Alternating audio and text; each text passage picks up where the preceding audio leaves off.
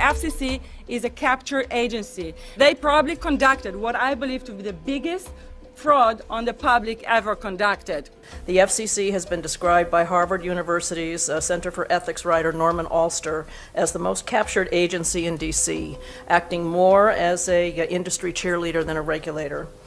This is especially true today with 5G, where there are serious safety concerns and potentially misleading information coming from the FCC. For example, the previous chairman of the FCC is Tom Wheeler. He was the head of the Wireless Lobby Association for 14 years. Now remember, Obama told us there would be no lobbyists in his administration, so he took the biggest lobby and put him as a head of the FCC. And that's damn important.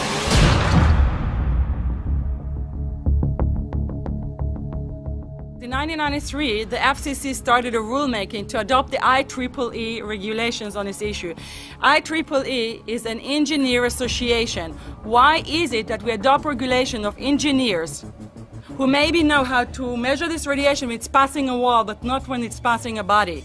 All our health agencies objected it, saying that it makes no sense to adopt engineer association, that they had not even one biomedical person on their team. They are effectively indemnified against adverse health impact lawsuits when the acceptable limits are higher than the limits actually shown to show harmful health effects. The FCC guidelines were developed for short-term exposures, 6 minutes, 30 minutes, depending on it's a phone or an outdoor exposure. And they have absolutely no connection to the biological effects that have been very clearly summarized in the Bio Initiative.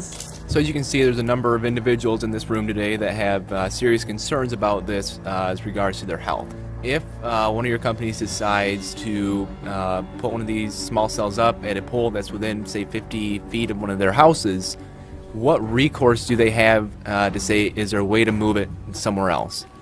There's language in the bill so that the authority can require the applicant to come forth with certification of compliance with the FCC's rules related to radio frequency emission.